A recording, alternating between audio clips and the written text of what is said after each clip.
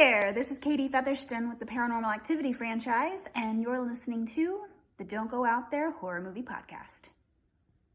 Fuck. What the hell?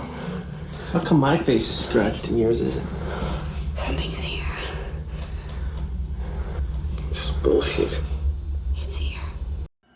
In a world where zombies, ghosts, serial killers, and vampires all exist, it's Nico, Brian, Mike, and Dustin, and they are all that stand between you and the films that could end the world.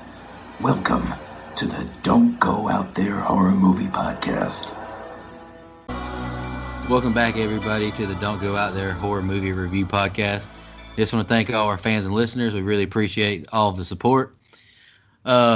Before we jump into tonight's film review, just going to give a quick shout out to social media, Facebook, Twitter, Instagram, and our website. Just search Don't Go Out There, don'tgooutthere.com for the website. You'll find us on the big three social medias, Facebook, Twitter, Instagram. And on our website, we have our store, our blog, all of our intros from celebrities on there. And you can listen on the website to all of our episodes. And tonight we're reviewing Brother Mike's pick. We're back to some film reviews. We've dropped a lot of interviews, which has been awesome. But we're knocking the rust off, recovering from the 4th of July weekend. And we're going to review Brother Mike's pick, Paranormal Activity. We're going to pass it off to Brian first. He's got a quick announcement. He's going to give us his general overview after that. Go ahead, Brian. Yeah, we kind of noticed that a lot of our earlier episodes were getting, listens, and we thought it was a good idea to kind of go back to the beginning. And so we started a remastering project, basically, and we're going back. We're adding intros. We're starting from scratch with every single one of the episodes. I'm editing all the audio, taking our time with them, and trying to make them, make you guys as proud of those as you are of the later ones. So we're through, I believe, right now. I just finished episode 7, so 1 through 7 are completely edited. We'll try to give an update, every week on kind of where we are on the editing process, but definitely just wanted to announce that too. Yeah. Hey, by the way, shout out to Brian for going back and doing all that work. He's the man. Best damn producer I know. A lot of hard work. Yes, sir. I appreciate that. So Paranormal Activity. All right. So look, 3 words. Fuck this movie. You should have been like Superhuman. Fuck this shit. We can't see what you said, Justin. And listen, not because it's bad, because it's the only movie that's honestly ever scared me as an adult. And one of the only 3 movies that ever scared me ever. It's been well documented on this show, that the only thing in this world that I'm really scared of is demons, because it's really the only thing that I believe is real in the world of all this paranormal stuff.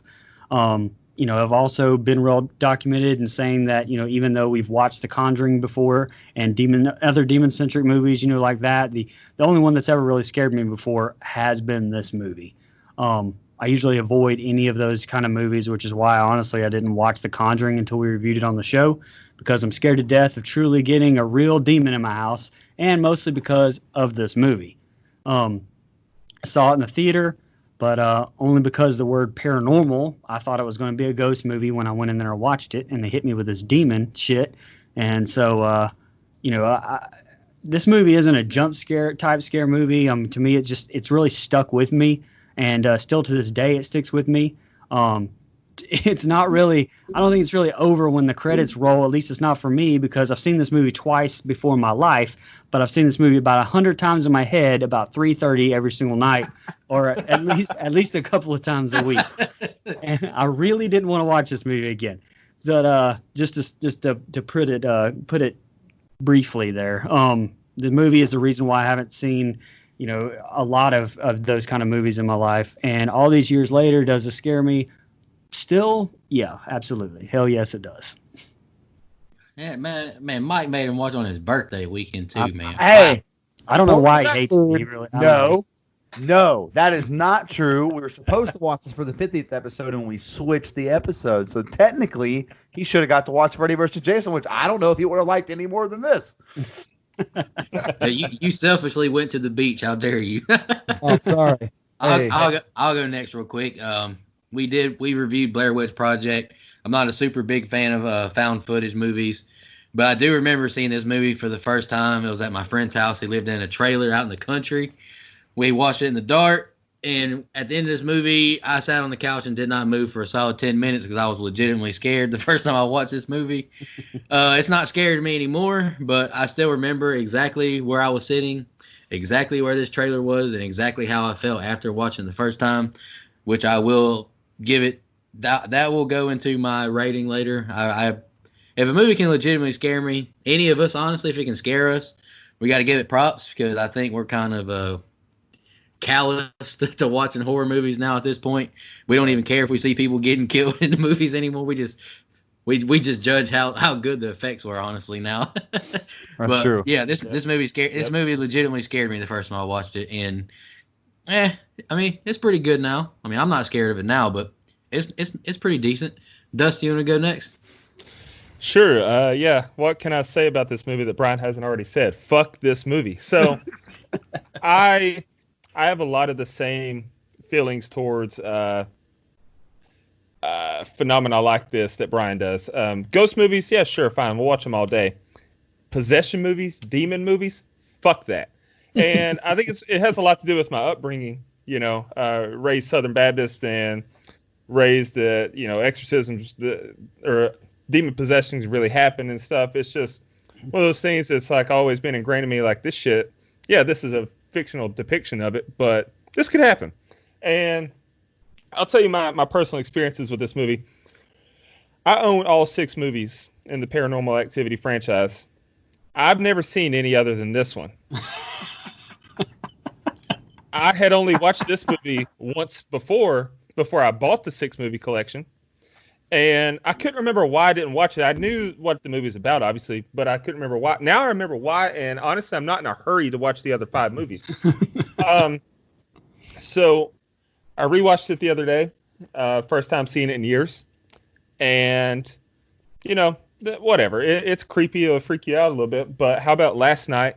I wake up in the middle of the night because my dog just like jumps up. Dog sleeps in bed with me. Dog jumps up out of bed and runs quickly over to the bedroom door, and then just stands there for a while staring at the door.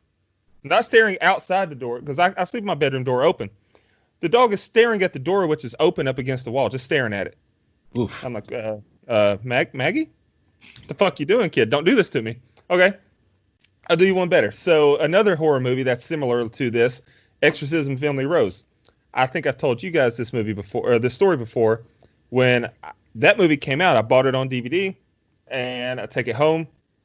After I'd watched it, it didn't really mess with me after I watched it. I saw it in theater, then I bought it and watched it again. Didn't really mess with me, but I take the movie home. This is before, every TV was a flat screen, so TV in the bedroom was one of the box TVs that you could actually set stuff on top and use it as like a de facto shelf. So I laid the DVD flat on top of the TV, and I turned to walk out of the room, and it just falls on the floor. And not great, Bob. I didn't lay it on the edge. Like, there's no reason it should have fallen in the floor. It just falls on the floor. So this movie reminds me of that, and I don't like it. That's all I got to say about it. But yeah, you're right, Nico. If a movie can actually freak us out or give us the heebie-jeebies, it's got to get some points. Okay. All right. So I picked this movie basically for the same reason I picked The Shining in a way, where I thought we needed to kind of do a movie that needed to be done. Just kind of one of those movies when people think horror and found footage, Paranormal Activity is either number 1 or number 2 that comes to mind for people, right alongside Blair Witch. So I felt like we needed to kind of maybe cover a big movie, and this seemed like the perfect one, and it's because I have a really good personal experience with it.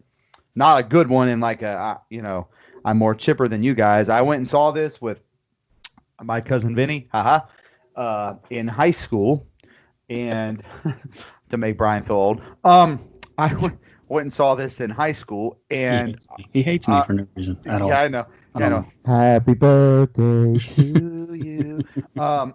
No, so I remember at the time being not scared, but at least at the very least gave me like an uneasy feeling. And I've said my personal. So I've said a million times on this show that I don't really believe in the supernatural like that. Like I don't. It doesn't scare me, and I think it could be because of my background, in the Catholic Church and stuff. It had the opposite effect of what it had on you guys, and it just doesn't get to me in that way. I'm not going to deny anyone else's experiences. It's just never happened to me, so I can't relate to it in that way. However, this movie, like Nico said, gets points. For the very first time I saw it, it left me uneasy. Like, it was not, it wasn't an easy watch. Like, I left the theater like, ugh, like shaking a little bit, and that is the mark of a movie doing its job. Now, is it the scariest movie of all time? No. Is it going to win any Oscars? No. It's a low budget found footage horror movie, but I think it does a really good job of capturing something that Blair Witch didn't for me, but I also saw Blair Witch later in life, so that's not 100% fair.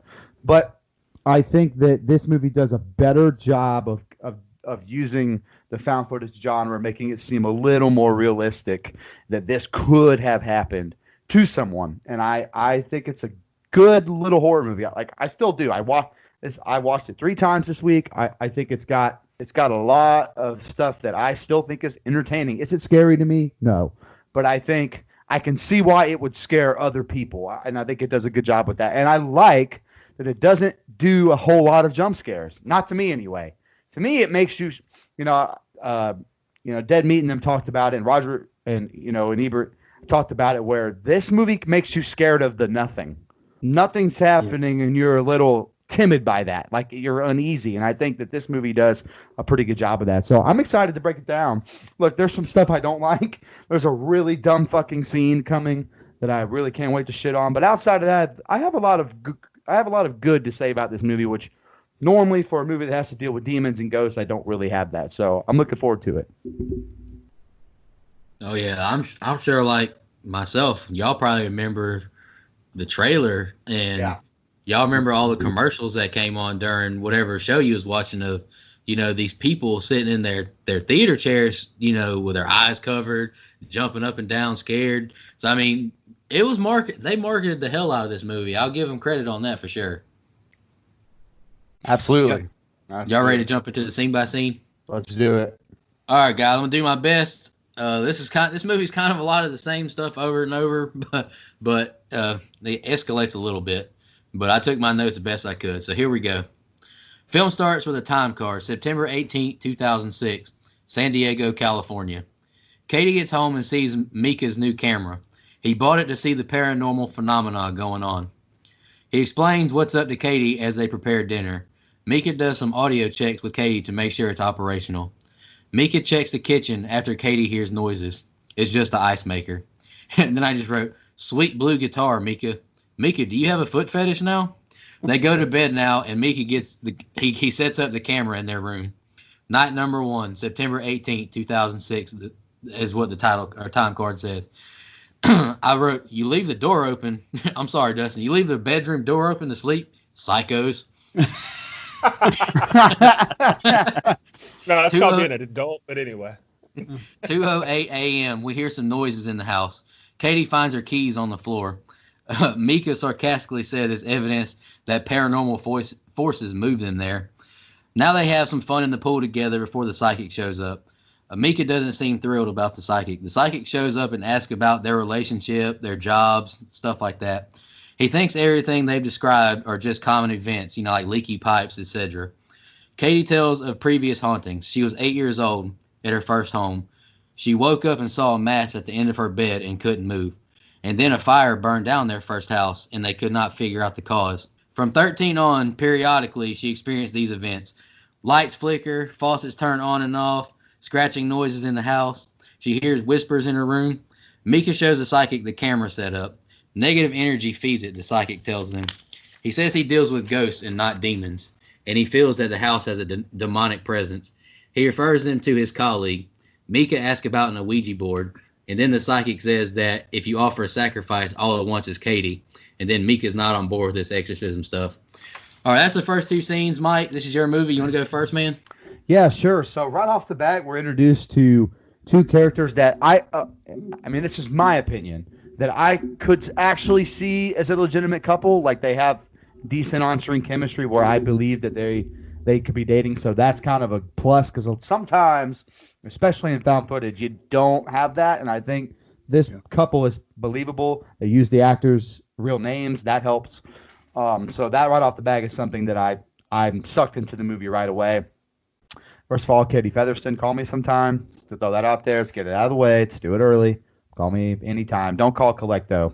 That's there's levels to this. Anyway, so hold on. What'd I say? Oh, okay. You're also introduced to Mika, who is a douchebag. I don't know what he does for a living, but somehow they have all this wealth. He must have Day Dustin's. trader. Okay, well he must have Dustin's job or something. Because he has all this wealth. Wow. Oh, sorry. Oh no, maybe that's Nico. All right. So anyway, Mika, Nico, it's close. I don't know. So right off the bat, we're introduced to him. He's kind of a d-bag, not gonna lie. He's got this camera in everybody's face, which is annoying as shit. So we kind of have this other antagonist, and he's not like the worst guy ever or anything. He's just kind of an asshole to a girlfriend that really seems sweet, who seems to be having some legitimate problems. So right off the bat, you have another antagonist before the real antagonist shows up. So that's kind of nice. Why? Of course, again, this house has a pool. Of course it does, because of course it does. And like we talked about, there really isn't a whole lot to talk about in the scene by scene, because it is a lot of just like in the house. I'm bored in the house, and I'm in the house bored. Like, it's one of those things. It's one of those things. But you do get the slow build. You're starting to get a little bit of a slow build, and I do like the psychic scene. One, Mika is peak douchebag when he's playing the music, and he's like, add to the ambiance and all that stuff. So that's kind of fun. I laughed in a way. I thought it was funny. And I would not have been like, look, I don't believe in this stuff, but if my girl was having this issue, I wouldn't be such an asshole to this psychic. Just throwing that out there. I think I would be a little bit nicer, even though I'm not a big psychic person. But and I think, as much as they tried to sell this as a legitimate movie that they found, that psychic's in something else, and I can't remember what else that guy's in. But the first time I ever saw it, I was like, I know that guy. It kind of fucked me over a little bit, but I got over it. Again, not a whole lot to add to the scene by scene, but I like these scenes. Nothing bad here, at least not in my opinion. And I think Katie is likable for now. And Mika is not. So that's really all I can take away. Well, I mean, he's just not. He's a douchebag who probably, again, found money on accident. So that's just kind of where I'm at with it. Go ahead, Brian. Yeah, fast fact right off the bat, this movie actually started Blumhouse. And big shout out to Katie for doing the intro for this episode. Yes. We appreciate it. Call me sometime. You guys talked a little bit about Blair Witch. They obviously use the same found footage trope. But say what you want, but Blair Witch was 10 years ahead of the curve on that one, and truly does. Even though I know it's fictional, it does. The whole found footage thing does add to this, scare factor for me when I'm already trying to tell myself, oh, this isn't real, this is a movie, and also trying not to let this burn right into my soul as I'm watching it. But, while Blair Witch started this genre, it did, Blair Witch didn't have the internet back then, and we talked about that in our review a little bit. Then for, research from a fan perspective, where this movie, to me, like what it did was a little bit more impressive because we did have the internet and we were able to research this if we wanted to find out it was real or not real. And, so I think the amount of money that it made, which I'm sure Mike will get into at the end of the show or whatever, like he normally does, but is very impressive, given that at least. So I wrote down, Katie had the line, "That's a giant ass camera, big and impressive." And I had the line, "That's what she said." And that's going to be me deflecting this whole review because, you know how I feel about this movie. And at this point, I don't hate Mika yet. To me, he's not as douchey yet as he is later. And like I just said, he's kind of funny sometimes to me in these scenes. Yeah. The doctor is definitely a story progressing mechanism, to give you that backstory of Katie's past for sure, which I really think is smart, because, at this point in the relationship, you would have to assume they've already discussed, what's happened. So, having them repeat it just so we as an audience would hear it and get the information would be dumb. So I'm kind of glad they went that route. So Yeah, right off the gate, I hate Mika. Like, he's just a douchebag. And, she's a full-time student, and he's a day trader. I felt like I was watching an episode of House Hunters. I was like, how are you affording this house? I was like, the SEC needs to investigate this guy. What kind of trades is he making? That's what I'm But, saying. But fun fact about the house, it's actually Oren Peli who wrote and directed the film. It's actually his real house Okay. that they used to film it. And you spoke about the psychic. He was actually only in 2 other things. So I'm curious. He was in Wrist Cutters, A Love Story, which came out before Paranormal Activity. That's and where then Mike's on. Emerald Knights, which Not came that. out after. I've seen that guy somewhere else, man. I'm telling you. Or maybe he has a lot of lookalikes. Yeah, I mean, these scenes, to me, honestly, I get it because you're setting the tone. Like, this is their first time, so you don't get much of a backstory because there was no camera, so it wouldn't make sense. This is true found footage style, so you're just picking up right there. But to me, it kind of was slow developing these couple scenes. Like, you get that she's explaining what's happened, but you don't actually see anything or hear anything. And then I was just annoyed the whole time by what a douchebag and how unsupportive Mika was. Because regardless if you believe it or not, she clearly does. Right. So be a supportive boyfriend. And, if he's not going to treat her right, then I know that she could cry on Mike's shoulder. So that's just, I don't understand. And I got big shoulders. But don't call him collect. don't come Well, for that. Well, let's revisit that for a minute here. I got big shoulders, Katie. Got big shoulders. So. And what I mean by him not being a douchebag and not supportive is like mocking when he says, don't try to communicate with it. He just like scoffs at it and blows it off, and we clearly see what happens later. And when he talked about the negative energy, like, he's the most negative person in this whole fucking movie. And the little snide comment when she's like, when the doctor says it feeds off negative energy, he's like, well, maybe your mom shouldn't visit anymore. It's like, dude, just that was kind of funny. I get it. Yeah, it is kind of funny, but it is a dickhead. Put yourself in Katie's shoes, like, leave him, girl, leave him. But overall, it'll hook you, but I thought it was slow developing. Hey, Dustin, my man Mike started backtracking like a first-round DB on that call and collect, didn't he? I'll pay the collect call. I'm sorry, Katie. I apologize. Same. Excuse me. Katie tells Mika she's calling the doctor tomorrow. Mika says don't do it. Mika won't turn the camera off and mocks the demonologist. He tries to leave the camera on and record their sexy time, but she ain't having all that. September 20th, night 3. At 2:09 a.m., the door moves back and forth on its own. 6:14 a.m., their alarm goes off. Mika shows Katie the door movement on the computer. Mika thinks it's awesome. Katie yells Mika's name in fear, and he runs to the bathroom, and it's just a spider. Mika has the book he's researching to figure out what's after Katie. Katie expresses her concern over how dangerous this is, and Mika says he wasn't prefaced on her being followed, so that's why he wants, the camera involved.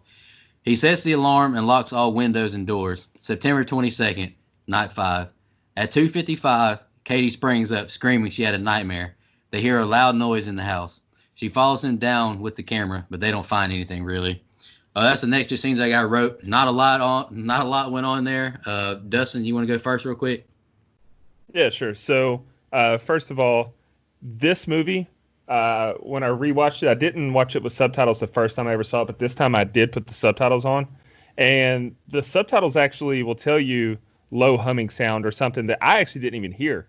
And so I recommend watching this movie with the subtitles, first of all. Maybe not the first time you've seen it, but go back and watch it if you're brave enough to do that with the subtitles, so that you can actually hear these little nuances that I honestly wouldn't have picked up on. I thought it was really cool. When we finally got to see the door moving, that was great effects. It was very well done. The spider thing kind of pissed me off because I thought, oh shit, here we go, it's a goddamn spider. Come on. Oh, I hated that. Yes. I did get a chuckle though when after the sexy time the camera comes back on, he's like, "What we just did was illegal in Kentucky and 12 other states." I love. She's a freak. That actually, I was like, okay, Mika, that's good, But Call me collect. the yeah, I mean the rest of this, when he's flipping through the book, and you see Baphomet several times, it's clear that he wasn't actually reading the book because he went to the same page a few times. I don't know if y'all noticed that. And then I thought he was a douchebag again though, but maybe he was rightfully so in this time when he's like, well, you didn't tell me about this, so I feel like I deserve some say in how we handle it. And so it's like, well, I could see how that'd be frustrating because your life might be in danger now, but at the same time, god damn man, she's haunted. Cut her some fucking slack. But anyway, this is where it starts to pick up. But again, after it's all said and done, it's like, okay, we still don't really have anything happening. We got a door moving, but come on, I want more. It left me wanting more before I regretted wanting more. So, My man wants his cake and to eat it too. That's Go ahead, right. Brian. So, your own imagination is the cause of your own fear. And, Nico and I discussed this a little bit on the interview we just did with the Unfamiliar director and producer, which releases this Thursday, by the way. But it's true. My view on The Conjuring was that, it's actually a little bit creepy and messing with me a little bit until it showed me the demon in all its glory and it cartoonized it for me for some reason. So I think the unknown is what's the most frightening for me in this movie, at least. I wrote down Katie screams and his first intuition is grab the camera. I said that's douche move number one. I mean, I get it for the film, and honestly, that's actually really believable in 2020 as everybody would grab their phone for absolutely everything, but I still thought that was a little bit of a douche move.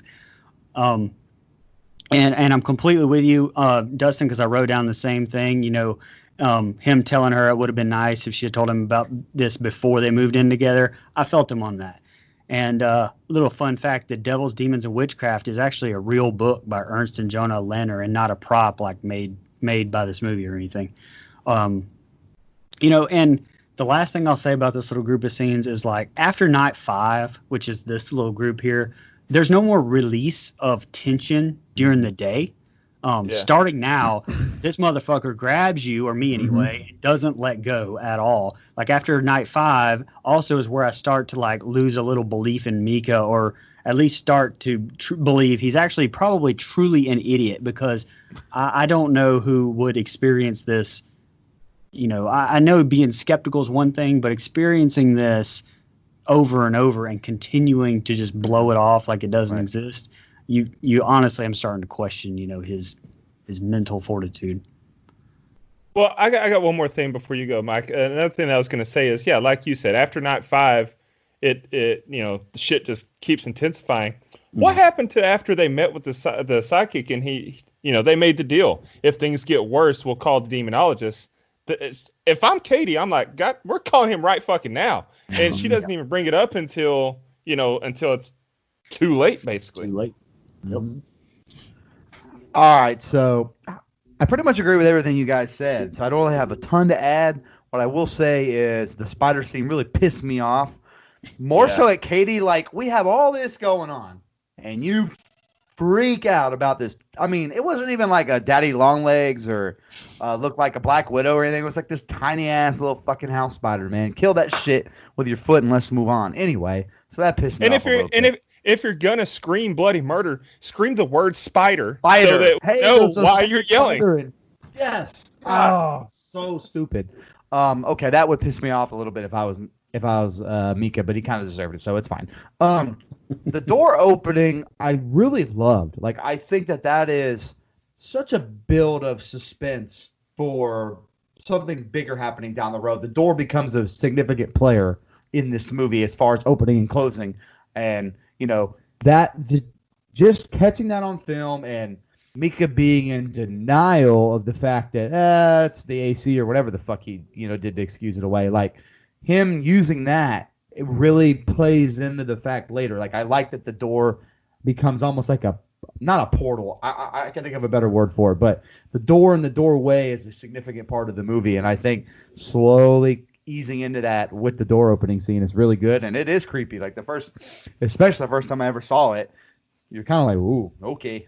And like you said, after this, you don't get that la la la la la. We're playing house during the day, la la la, kissy kissy on the fucking countertop. Nope, it's here we go. We're going right into this shit.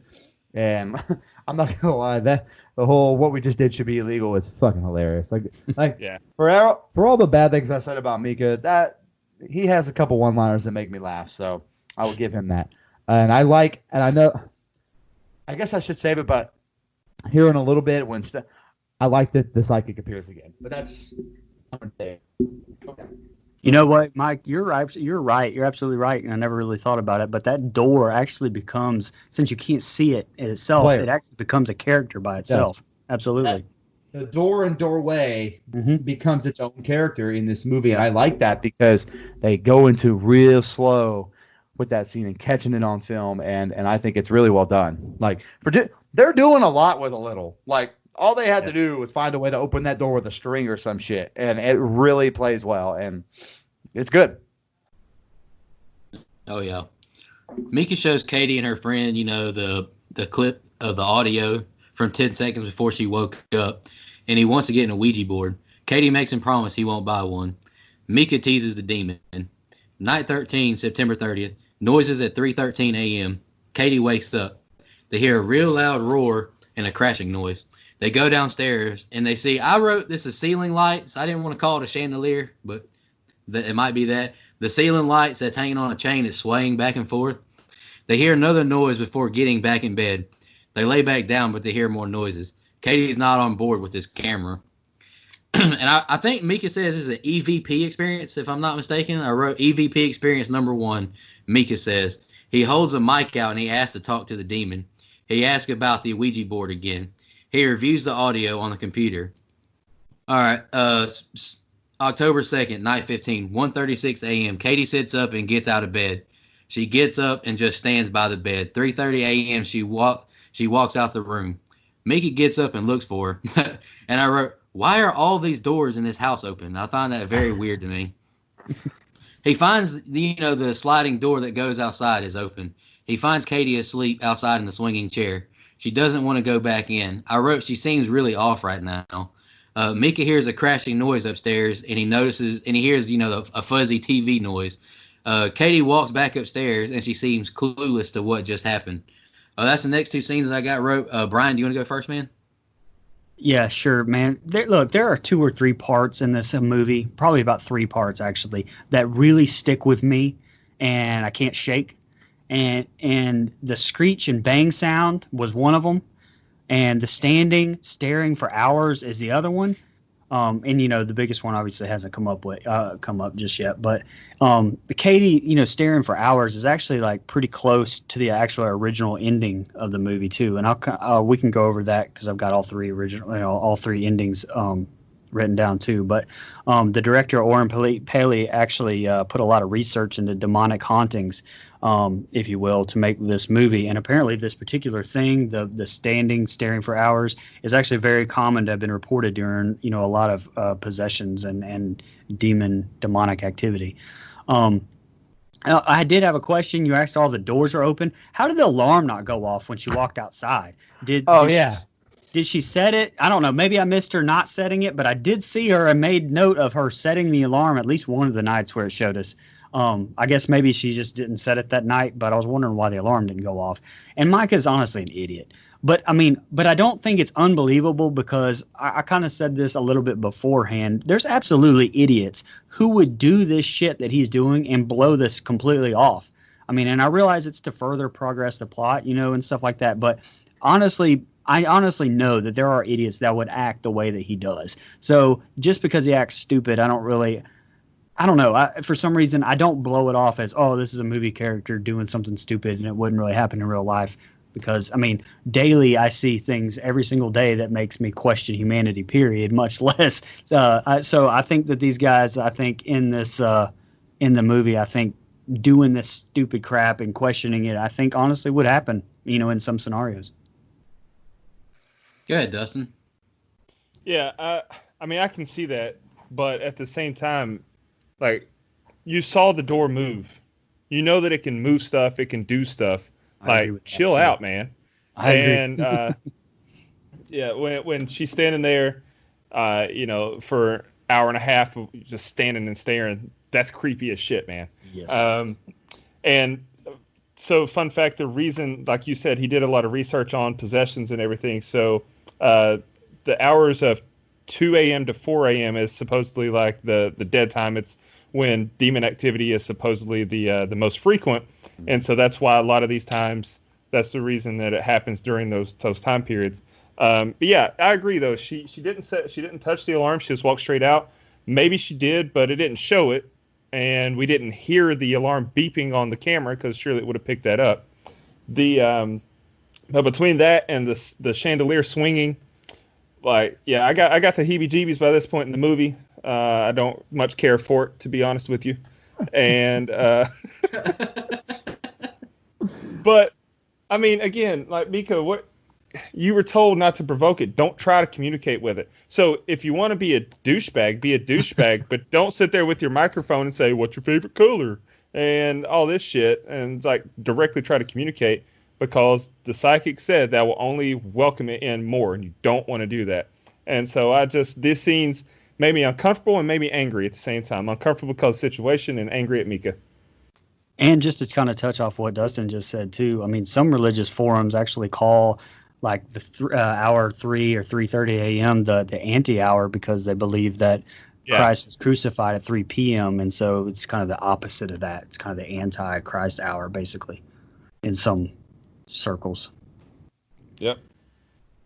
I agree with you, Brian. That her just standing there like looking over the bed was super creepy.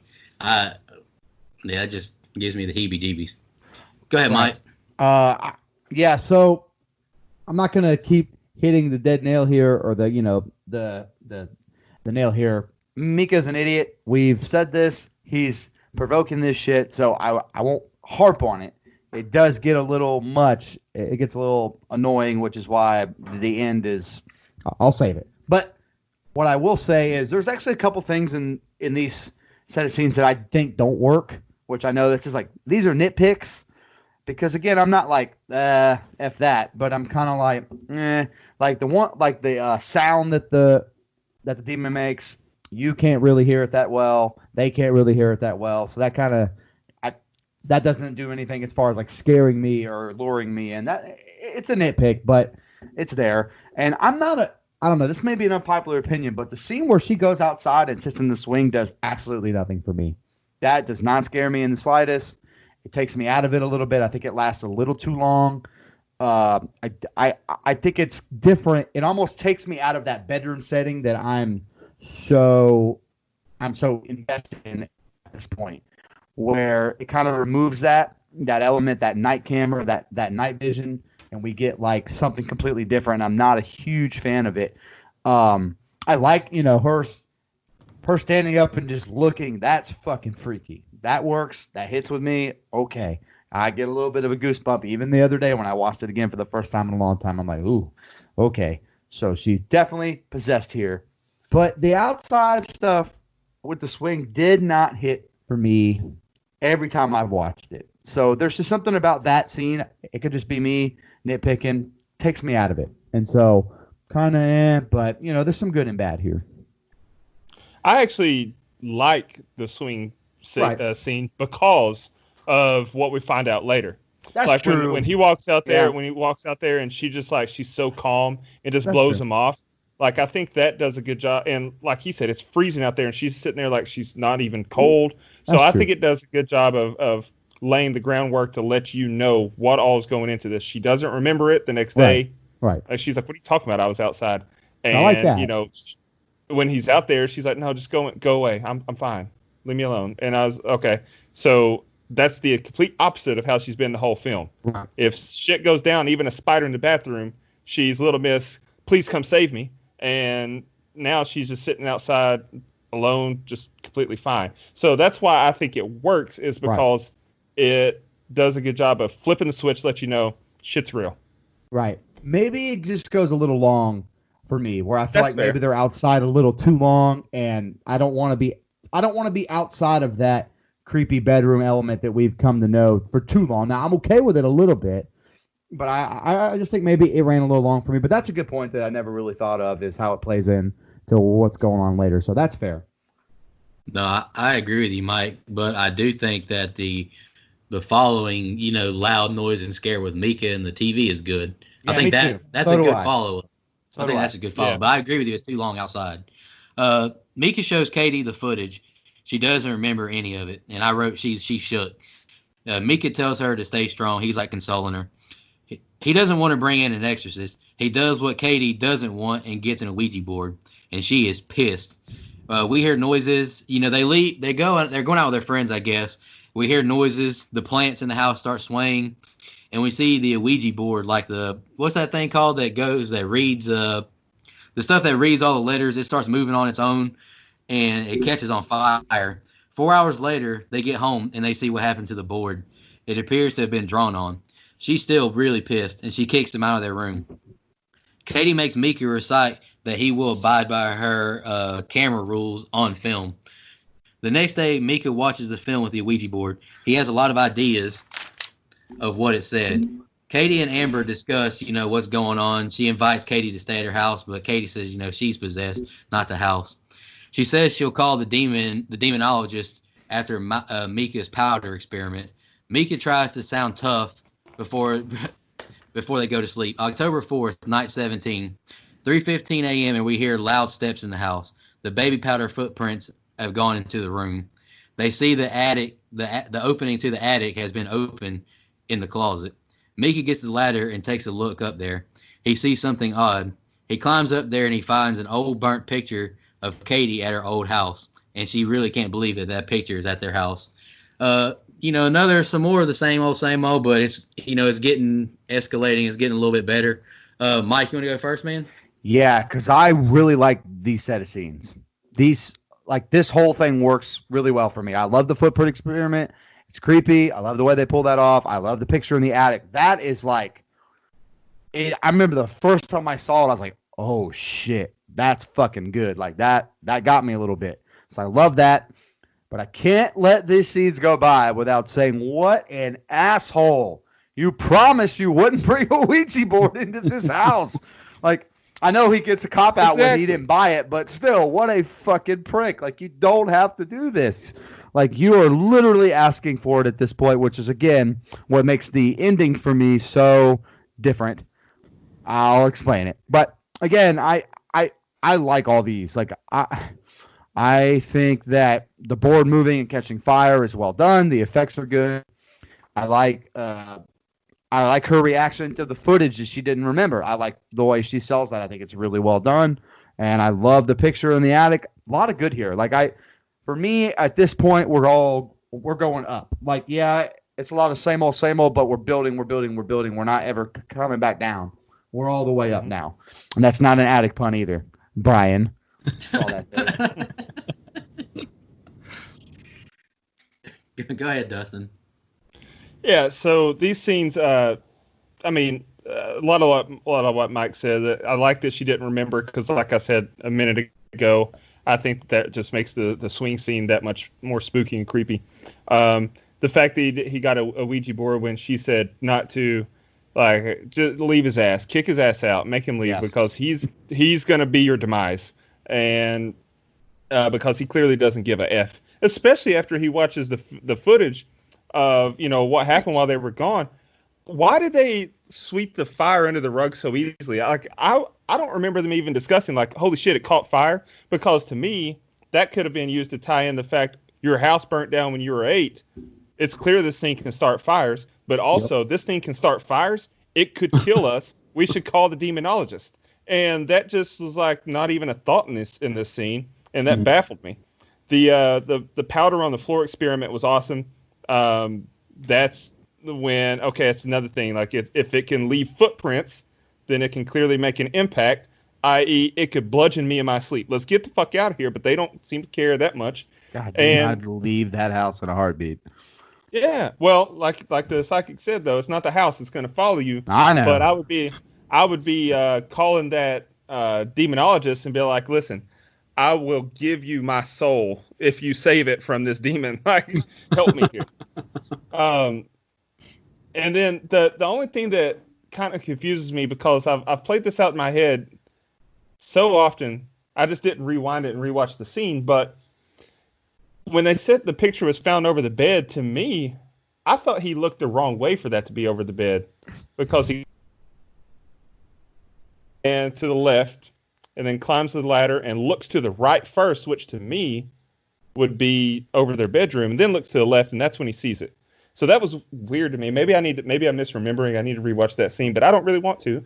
But I thought that, I don't know, and I thought maybe the attic was down the hallway to the right, and I don't know if that makes what you just said right the other way around. I don't know. I lost. Well, but I thought it was Right. down the hallway to the right.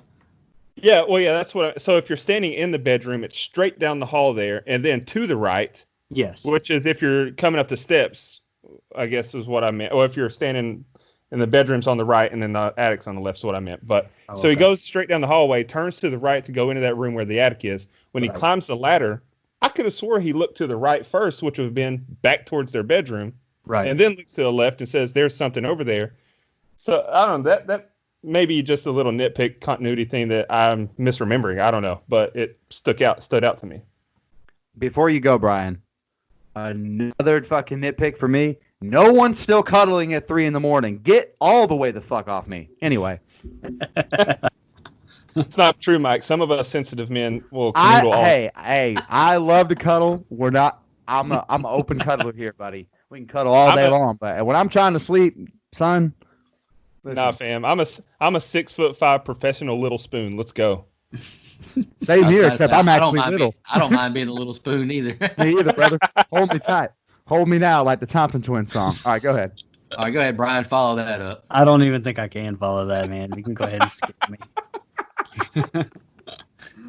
All right, back to this fucking movie. All right, so yeah, Mika, for real, you're right. I mean, he's graduated till I want to punch him in the face status for the Ouija board stunt. Also, I mean, you fucking decide to try to figure out what the demon spelled out for you.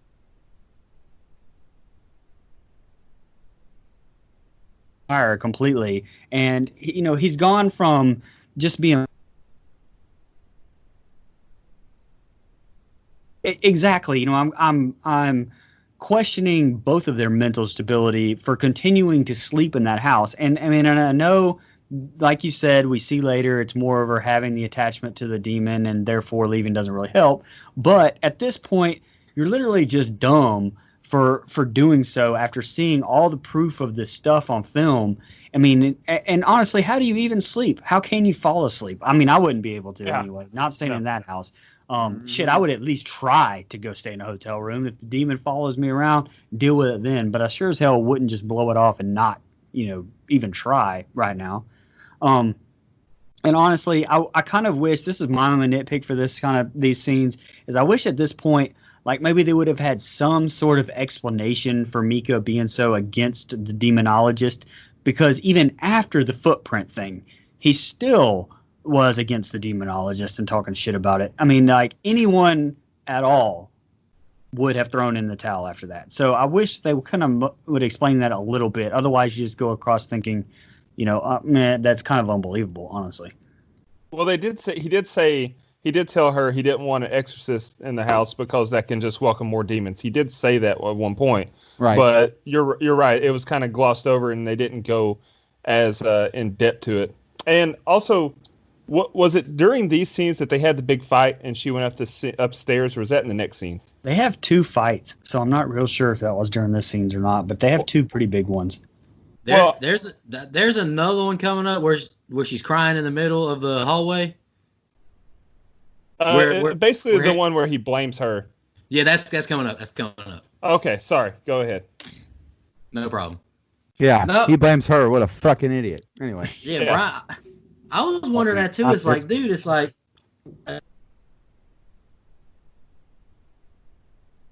professional do this. He's kind of like one of those do-it-yourselfer dads or whatever who won't pay somebody to do a job. He wants to do it himself. You're right. You're right. I feel seen. I'm sorry. He watched a 10-minute exorcism video on YouTube and now thinks he can do it himself. Like, fuck this guy. Hell, that's how we started this channel. Come on. Oh, That's true. I watched The Exorcist 2 years ago. All right. All right, Mika shows Katie the footage of the footprints and how it happened. Katie wants to call it demonology, but Mika still isn't on board.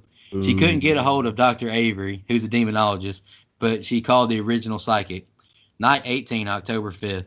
3:53 a.m. The lights turn on and we hear footsteps. Then the lights turn off and then their bedroom door slams. And then you hear like these like from the other side of the door, you hear like these beating noises from the other side. Mika goes to explore the halls. Then their bedroom door slams. Wait, and that motherfucker goes, "Who's there?" Like, what? Dude, Mika's so fucking stupid. Mika goes to explore the halls, and then their bedroom door slams, and then knocks come from inside of their bedroom. Katie doesn't want to go back in there, obviously. Who the fuck would? They go downstairs and hear more noises. Then they do go lay back in bed. Like, okay. Katie's on the couch, and she looks really sleep deprived. Mika tries to console her. The two hear a loud thud as they're eating, like dinner or lunch or something. They run upstairs and see that their picture has been shattered. Katie says she feels it breathing on her. She runs downstairs. The psychic is back. He walks in and says the demonic presence is overpowering, and he says he's got to leave now because he don't want. I mean, that should be a dead giveaway that the psychic don't want to deal with none of this shit. That they should probably call an expert. The next two scenes are the ending. Mike, you want to go first, man? Oh, jeez. Okay. All right. Who's there? First of all, who's there? You know what? We already touched on it. I'm not going to repeat myself. I'm not going to harp on it. Fuck you, Mika. That's all I got. All right. So I like the way they do the footprint footage. I think that's really well done. I love the loud thuds. I think the way that this movie uses noise is very clever to me. And look, it's not anything they're not breaking the mold. They're not doing anything that's like super out of the box, like nothing like that. But I really think it's effective. The way they use the camera, the way that you can't see everything, but you can see everything. Like, I don't know how else to describe that. I think that really works with the loud thud, the beating up, the beating on the door, again, we touched on it. This door is its own character, and it's probably the second scariest part of the movie. Like, it's predominantly used here in particular. This set of scenes leading into the end is really my big problem with the movie and making Mika a accidental, I hope, second antagonist. Because this is the set of scenes where I'm like, fuck this guy. If the demon took this guy out right now, that would be fine. And so if I'm gonna hold slasher movies to that standard, I'm thinking of Friday 2009. I'm thinking of Halloween 5 with Tina. Like, if they get killed, that's fine. Like, I want these people to die. I want him to die at this point because he's a fucking idiot. So I'm going to hold the same standard. That's a little bit of a nitpick. I don't need two antagonists. I just need one. There's already a demon in this damn movie. So that's a little bit of a nitpick, but there's not a whole lot to really comment on in these scenes for me. Just the fact that Mika's he's an asshole. He's a total douchebag. So that's all I got. Go ahead, Dustin. Yeah, I mean, I agree with a lot of that. These scenes it just gets more and more intense as time goes by. The fact that shit starts happening in the daytime, like more intensely than it is at night at this point, is it really lets you know that, okay, this is not right. Because like we said earlier, 2 a.m. to 4 a.m. is typically, or 3 a.m. to 4 a.m., whatever, is typically the time where demon activity is the highest. And so the fact that it's happening and you haven't even had your mid-afternoon snack yet, no, fuck that. And like you said, Mika's a dumbass. That's why I'm saying he must be involved in some illegal trading, because there's no way he makes enough money to have this house being as stupid as he is. Big fact. But, He's got tips. He's got Martha Stewart as an insider. Sorry, go ahead. But yeah, I mean, I agree. The way that the footprint footage was done, he says he lightened the film so you can actually see it, and being able to actually see those footprints appear, the fact that all this was done on such a low budget, which we'll get into in fun facts, I'm sure I will if y'all don't, but the fact that all this was done on such a low budget is just really impressive and very well done considering everything. I love how, as the movie progresses, you start to see the shadow move across the door, which brings more of a character feel to that door, like you guys said, because you don't see the shadow on the walls. It's only on that white door. Yes. And it's that's very well done. And yeah, the picture being shattered, I don't blame the demon. I want to punch Meek in the face too. So that's all I got to say. Yeah, I had the picture of that Ice Cube from Friday meme where he's just staring at the camera as soon as he said, "Who's there?" I was like, "Really? What the fuck? Like, what the fuck?" Did he really just ask that? But I mean, I think he redeems himself a little bit. At least I'll talk about it a little bit in the next scenes, the next group of scenes. But as far as these go, I completely agree with Dustin. I wrote the same thing. Like, it's impressive that this movie is giving you this tension during the daytime as well. You know, I mean, it takes that tension, build it up, and once it does, like I said earlier, it doesn't let it go. It doesn't stop, and it's impressive to me that it still holds, you know, during the daytime as well. The doctor actually kind of pissed me off. Like, I think I would have cussed him out if I was Mika. Like, and I understand his perspective or whatever, but it actually did a good job of showing you though that it's not only gotten worse in your head as an audience. The guy who was here earlier explaining the rules won't even stay in this house. So you're right to assume that this has progressed, you know, exponentially. And that actually reminded me of an episode, I think, of Ghost Hunters or whatever. And I used to watch that show a lot because, like I said, I don't really believe in ghosts. So it's just interesting to me to watch this stuff. But there's a couple of times, and one episode stands out to me a lot, is that they're in some old well or some whatever, and they figure out or they assume and feel like that it's a demonic presence, and every single one of them, for the first time in any episode I've ever seen, just go, "Well, it's a demon, fuck this, we're out." And that's exactly what this guy did. And that, I don't know why, that just really stuck with me, and that's what this reminded me of, so I thought I would kind of share that. And I do want to say one more thing before we get in any further, because we're almost out of scenes here, but you know, if you recall earlier in the movie, her friend Amber was there for her. Her friend Amber even said, "Why don't you come stay with me?" Yeah, there you go. Why did they never ask Amber to stay with them? Because in my mind, no. yeah, Amber, you wouldn't do it, but she asked Katie to come stay with her, and if she knows the demon's following her, it's tomato, 6 and 1, half a dozen the other. Mm-hmm. So it doesn't matter what house you're in. So to me, your best odds are to have Amber there and Mika there and sleep in shifts. So someone's always awake, but you know, that's just me. That could have saved them something in the ending. I don't want to spoil it yet because we haven't got there. But if they had someone else to alert someone of something, maybe something could have been avoided. Go ahead. Sounds like the Blair Witch Project a little bit to me. Yeah, you know, the Blair Witch Project walked so this movie could run. There you go. There you go. There you maybe go. this is- Cannibal. yeah, I was gonna say Cannibal Holocaust. Maybe this is the spirit of Jason Voorhees from Jason Goes to Hell. Oh, okay, go ahead. Sorry. I'm really looking forward. I just remember something. I'm really looking forward to if Dustin could connect David Arquette to this at all. Don't you worry. Oh shit! No. Here we go. Oh, all right. Hey, Brian, you ready for these next two scenes, brother? No. I'm on it. You want to go first? Whatever. Yeah, I'm gonna mute y'all and then let Brian go. Then I'll go next, so I don't have to listen to it, and I'm just gonna get my shit out. So I don't want to hear this. Go ahead. I can see the sweat forming on Brian. He looks like the Key and Peele meme. He's just sweating. All right. Katie is crying in bed from distress and fear. October 6, 19. 1:34 a.m. We hear scratching noises, and then we see the blanket move off of like Katie's foot. 3:04 a.m. The light turns on in the closet, and then it turns off. We hear a loud breathing noise, and Katie wakes up scared. Mika hugs her. After Mika hugs her, next morning Katie is still shook. They see the footage of what happened last night. Mika shows Katie this website about this woman Diane who experienced the same thing Katie is experiencing. Mika wants to talk to Katie, but she's annoyed with him in the camera. He blames her for bringing it into the house. He finds her crying on the floor, and I just wrote, she's very overwhelmed right now. Night 20, October 7th, 4:32 a.m. Katie is drugged on the floor and out the room. This is that, iconic. I think it's an iconic scene from the trailer. She's pulled out of her bed and she's drugged out of the room. And then the door slams and she calls out Mika's name.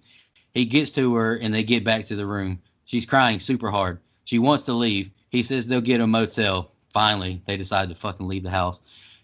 She has a huge bite mark on her side too. Mika finds Katie stoic with a cross clenched in her hand so tight that her hand is bleeding. He gets her to the couch and starts a fire and he burns the cross. She's in bed and doesn't want to leave now. Mika's pissed. She says it'll be better if they stay. October 8th, night 21, 1:27 a.m. Katie springs out of bed and she stares at the bed like she did earlier. And then the blankets fall off Mika. She walks to his side of the bed and hovers him for over 2 hours. She walks out the room and she calls out his name. He runs to her, but we hear him scream, and then we hear nothing but silence. Then we hear footsteps. Then we see Mika's body fly towards the camera. Katie walks in with a bloody shirt. She sniffs his body like on her hands and knees, and then she crawls towards the camera with that demon face and like snarls at the camera. Then we get a title card and it just says Mika's body was discovered by police October 11, 2006. Katie's whereabouts remain unknown. That's the ending. First time I watched this movie, ending scared the shit out of me. Go ahead. Hey, if you want to let these two duke it out, I'll go first. Okay. Right, go ahead, How about Mike. that? It was your pick. You can go first. All right, and also, I agree with you, Nico. The first time I ever saw this ending, it got me, which is very tough to do. Very tough to get me even then. And it did give me a little, oh, shit. So, props on that. However, with time, in hindsight, it's not what I would have done. Now, I don't know exactly what I would have done, and I'm not a big fan of any. I know Brian's going to talk about it, so I'm going to let him have that. But I'm not a big fan of any of the other endings. Like, nothing really can replace this to me. So there's no like great way to end this movie, I guess. So none of those do a whole lot for me. But I don't love this. I think everything building up to it, like I think the loud noises down the hall, her screaming her head off, like I like all that. All that's like, oh shit, what's gonna happen? Like, and again, when you're watching it for the first time, you don't know the end is coming. Like you don't really like. I'm not watching the time, so this is just like a build to a crescendo. You never know, and so I like that. I like everything leading up to it. I'm not a big fan of him being hurled at the camera, like it's a little hokey for me. Like we've had a movie that I think has done a pretty good job of making things realistic. Like this could happen, this could happen. Like outside of a few, nitpicks here, like I think they've done a decent job of making it seem like, oh, this could happen. And I'm not a big fan of throwing his body right at the camera. However, I guess you could argue that with, well, the camera's been a significant player in this movie. He's such a douchebag with the camera. He has been just sticking it in people's face. He's been taunting this demon with the camera. So I guess I get that, but I'm just not a big fan of it. I'm not a big fan of the sniffing or anything like that. Like I don't, but I mean, I feel like it's a nitpick because I don't know how I would have ended this either. So I guess if I'm gonna critique, I should try to come up with something better, and I couldn't. So it's fine. It's not the worst ending of all time or anything. I like it better than the Blair Witch Project's ending, which is still a big stick in my craw with me for that movie. I am not a fan of the way they end that fucking film. But not a huge fan of this one either, so I guess I'm kind of right there on the line with it. Just I don't know what I would have done, but I wish it would have ended a little bit more realistic for me, if that makes sense. So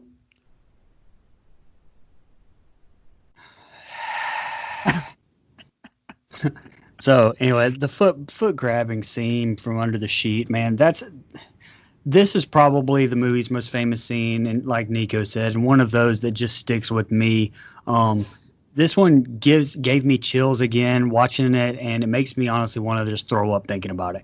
This is one of those parts that makes me feel vulnerable, and it's one of the reasons why it's probably, like I said, one of the three scenes that actually makes this movie that scares me. It's the scene. This is a scene that I think about at 3:30 in the morning whenever I wake up.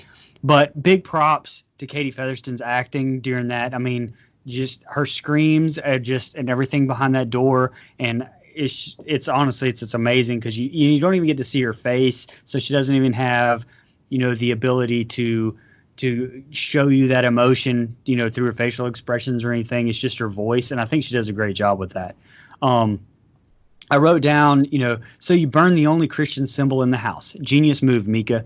Add it to the fucking list. But this is what I was talking about with, for some reason, and I think it's just because the way he runs after her and the way that he consoles her and things like that. Like, this makes me forget that he's a douchebag. And like in those moments, I'm not like, oh, he's while he's running to go save her, I'm not like, oh yeah, I hope he gets fucking killed. Like, to me, like, I forget about him being a dick, and it's just like I'm just caught up in that moment in that. So I'll cut him some slack in that. And finally, in the same words halfway through Rob Zombie's Halloween film when I was watching it, finally he wants to go to a hotel. But the only problem now is, she doesn't. But you know what? You fucking make her. I don't mean that as like a big bad man knows best or whatever. I just mean like she's very obviously not herself. She's getting possessed, but at the very least looking like the house is affecting her wellness. She looks sick. I mean, you make her ass leave at that point. You don't just give in and walk away like you did. I want to share like too. I don't even remember another film that I watched that in the theater, the entire theater after it was over was just silent and nobody got up. I guess maybe nobody knew it was over. There wasn't like credits immediately or anything like that. It was just nobody got up. It was just dead silent. And it's the only time that I've ever in my life seen a movie theater like that. Right. Same experience, Brian. And I can go and you know what, Mike, I agree with you. I don't really care for this ending, especially when the other three. And I know it's pretty well known now that Spielberg, kind of convinced them to change the ending so that they could have more of a franchise and move forward with it. But the other two endings, like the original one, that Katie comes back up the stairs with blood on her shirt and sits by the bed like rocking for the entire day. It shows the time lapse. I like that. All day, night, until what I believe is her sister or a friend maybe comes in and you hear her come in and scream and then leave, and then it just sits there, time lapse, and then the police finally come in, find her in that position, and she gets up and comes at them with a knife and they shoot her. That's the original one. The alternate ending one is holy shit. She walks up to the camera and slits her own throat right there in front of the camera. To me, that might have been the most effective one. Obviously you would lose her for any of the sequels, and I don't even know if she's in any of the sequels. I know she's in Paranormal Activity 2, but it's a prequel. So it's a prequel. So anyway, I mean, I probably would have went with that one, I guess. I mean, I don't know why you wouldn't, but I agree with you. It's the weakest of the three endings anyway. So the ending they chose was actually Steven Spielberg is the one that suggested it be changed and suggested this ending be the one they go with. And who are we to question him, I guess? But I kind of tend to agree with him. Guy. No, I'm just kidding. Hey, no, it's Steven Spielberg, not Brad Pitt. Come on. He sucks. Oh, sorry. But no, I agree with you, Brian. Like, what do you do? You're gonna burn the cross? Like, what's the point of that? Right. I'm going the other route. I'm going down to Hobby Lobby and I'm buying every Jesus candle they have and I'm lighting them in every room of the house. I'm calling a shaman. I'm calling a priest. I'm calling a pastor or a rabbi. I'm going the opposite direction. Like, he's saying, we'll get rid of all of religion. That'll just, that'll get rid of the devil. Yeah, what an idiot. Okay. And again, here we go. So when she's dragged down by her foot, having a third person there wouldn't have stopped that, but at least that would have been someone who's awake and watching so that, it could have got to her sooner, I guess. So funny thing here, like I said, I watched it this time with the subtitles on. When he gets her back up into bed and she says, "No, it's okay. I think we'll be fine now."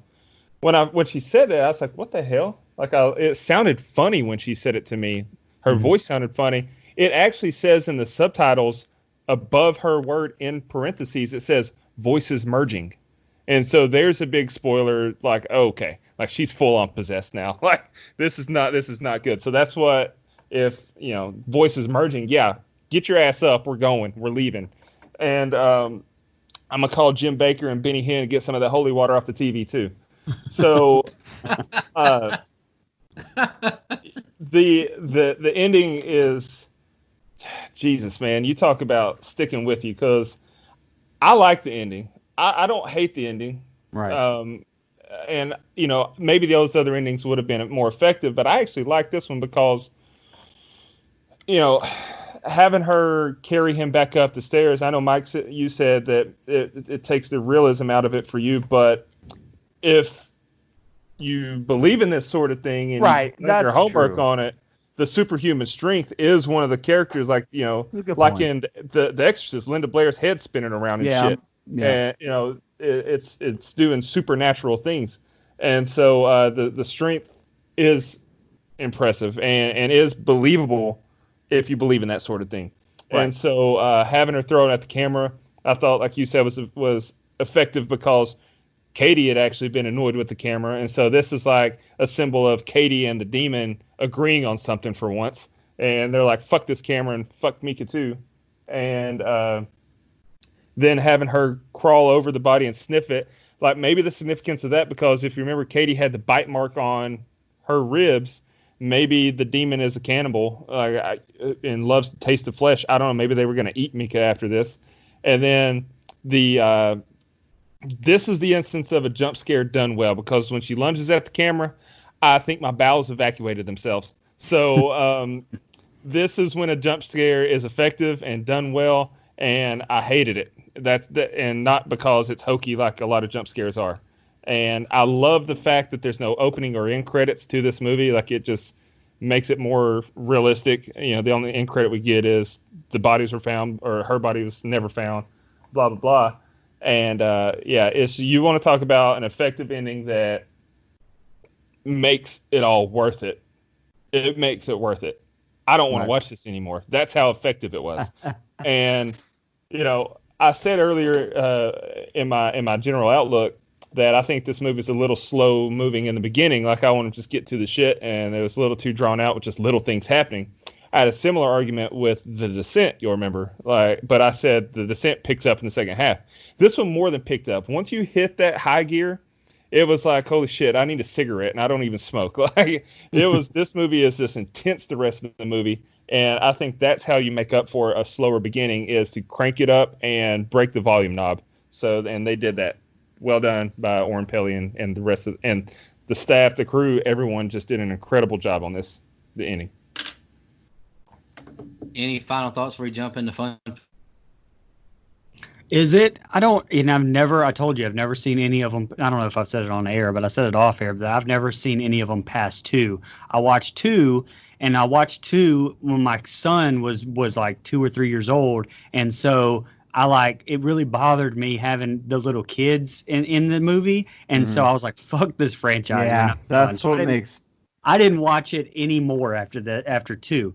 But I saw a clip of Katie and Mika, who obviously came back and filmed the other side, I guess, of the ending. To, like, it showed the whole ending of her going downstairs and stabbing him and everything, like, from a different perspective. And I think it was like Paranormal Activity, the marked ones, I believe. And It's the marked ones, yeah. so, I mean, I did not get that in any sort of context whatsoever. I just saw that scene, and I was like, wow, that's kind of actually pretty cool to see the other end of that, or the other side of that anyway. So I've never seen the marked ones. I've been meaning to. Never seen the marked ones. I do know that scene is in there. I just, like you, I don't know the context. I've only seen through 4, and 4 is a complete shit show to me. I think it's completely total dog shit movie. 2 is actually good. I actually really like Paranormal Activity 2. I think it's just as freaky as this one. It's a little more fun. Like, there's a little bit, like, I have a little more fun with it. So you're kind of reaching that sequel level of we're going like a Freddy direction with some of this. But it's good. Like, I really enjoy it, and I like that it is. You don't know it's a prequel until you do. Like it's fun. So, but 3 and 4 are just kind of there. And then they get way off the path, and then the marked ones are supposed to.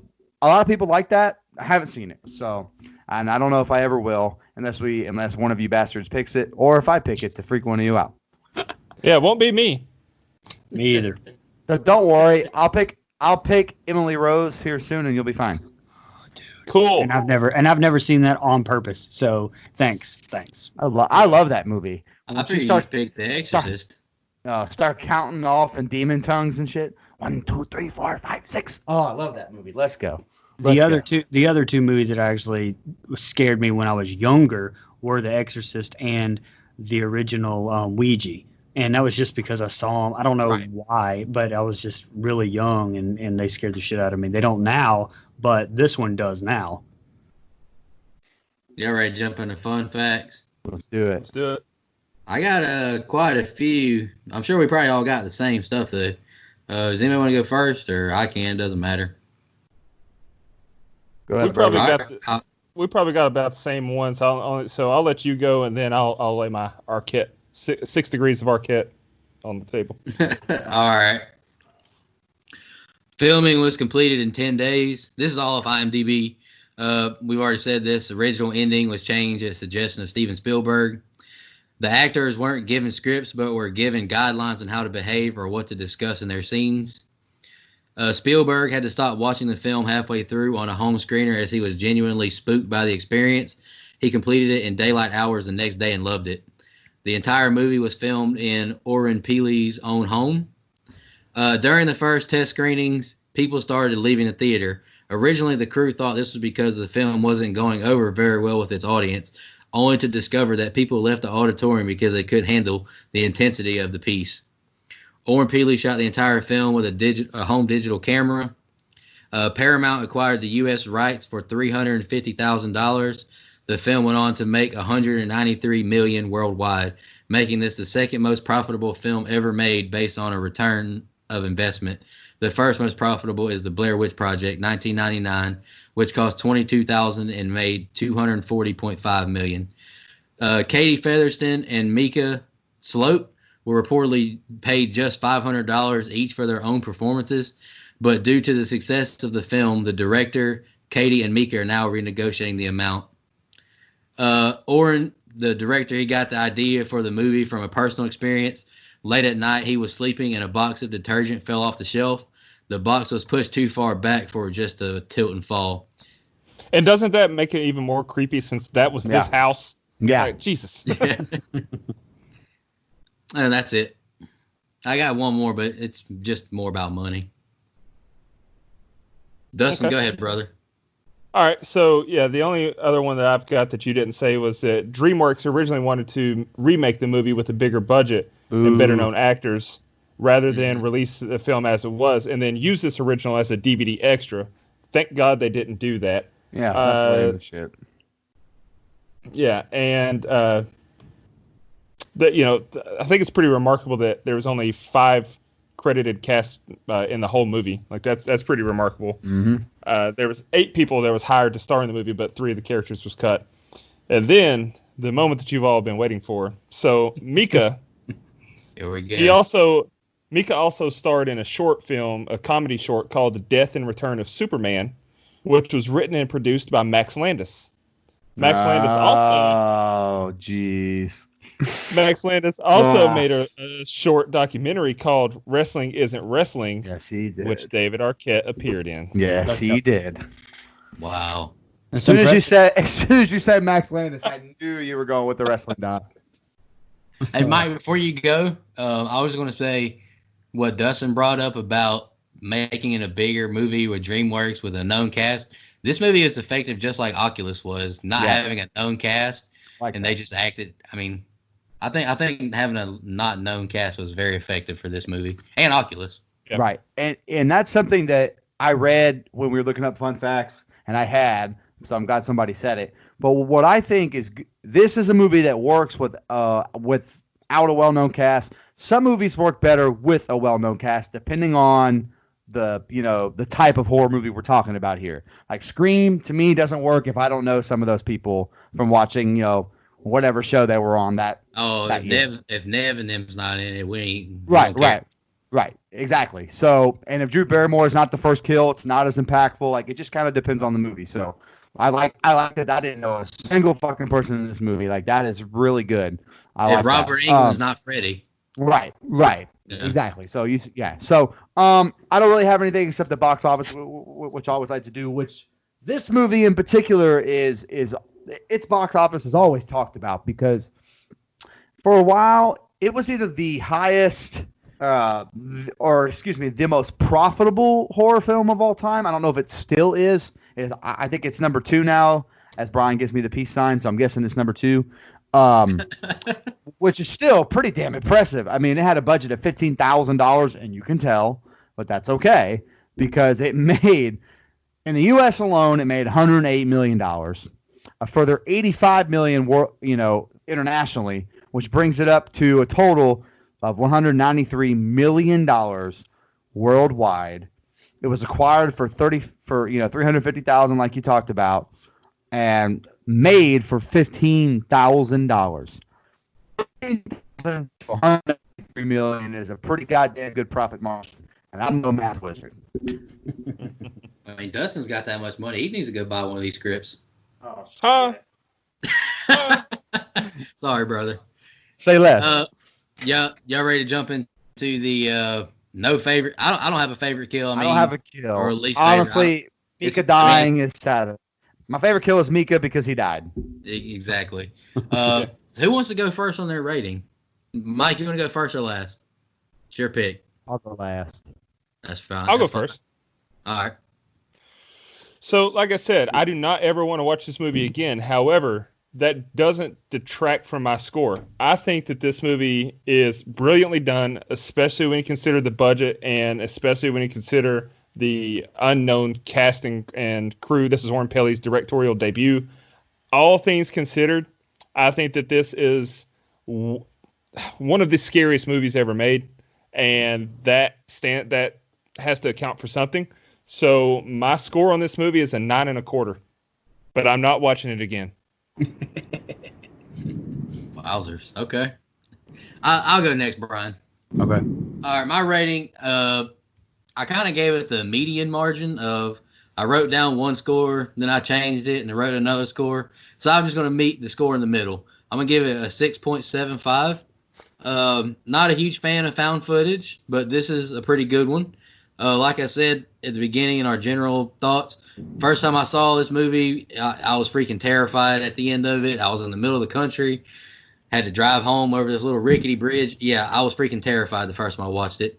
I remember the hype and the commercials. They hyped this movie up great, especially considering social media was nowhere near what it is now.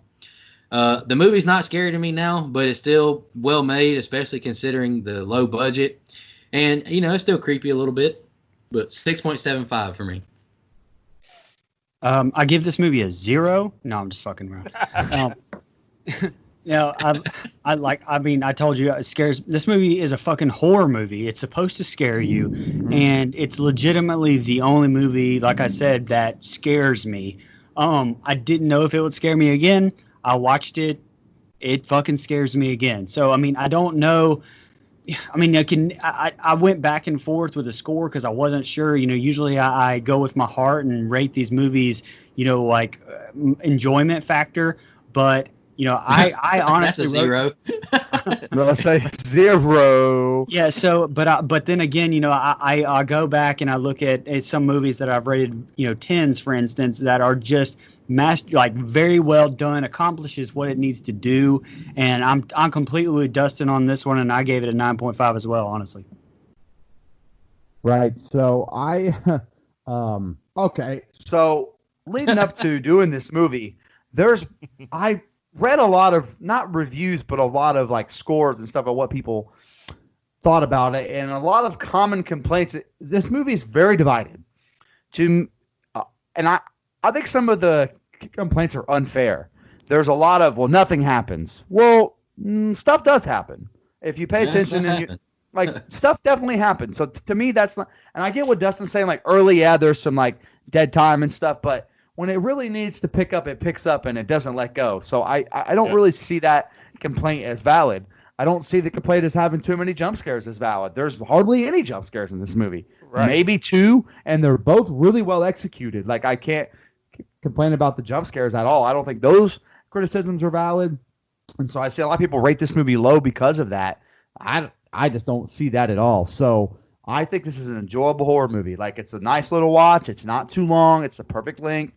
I can literally pop this in anytime and watch it. I really can because I understand if this movie scares you, that's fine, but I enjoy it because it comes really close to scaring me. It can still suck me in and make me just for a little bit be like, ooh, okay. So I really, really think that for the budget they had and a found footage film, which I'm a fan of found footage for the most part, and I think this movie does it better than most. So all that being said, I'm going to give this an 8.5. I almost want to give it a 9, but its effectiveness on me has kind of worn off over the years. But I still think it's an enjoyable horror film in my book. Like I can watch this whenever. It's a nice watch. Again, just scary enough for me to kind of go, ugh, but not so scary to where I'm like Dustin and Brian, where I don't ever want to see this again. I'm definitely going to watch this movie again. And by the way, fellas, if you really want to scare your significant other and she's never seen a scary movie, this is the one, pal. This is the one. This is the one you get the horror all night long like Dustin likes to do. So there you go. No, I like to be held. Oh, sorry. And, sorry. And 8.5 from Mike actually that turned out to be our average on this one. So 8.5 from the boys on this one. There's somebody going to complain that that this rating's higher than some of the other movies that we have. This movie scared us. What can we say? Oh, this movie I enjoy it. I think it's good. I got no problem with it. Yeah, Dustin, you want to announce your pick for next week, brother? Yeah, absolutely. So my pick next week, if you see the cartoon version that Brian mocked up of me, it's on our logo. It's got all of our cartoons on it. You'll notice that hanging from my utility belt, I have a mask. It's the Big Red Machine Kane. I'm a WWE fan. Same. Kane also happens to be the Knox County mayor, which is, hey, that's where I am.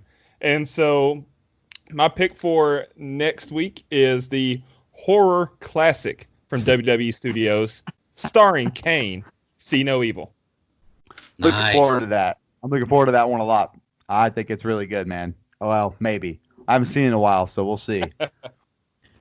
Oh yeah, we'll get into it next week.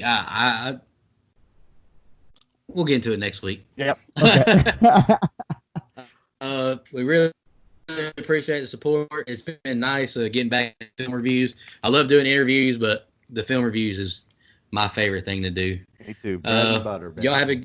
Oh yeah, exactly. It was good to have you back too, Mike. Appreciate it, brother. We know you had fun at on vacation, but we missed you, brother. Hey, you guys are lucky. You're getting my first day sober in 10 days, so that's good stuff. All righty, y'all have a good night. And just want to remind everybody to don't go out there.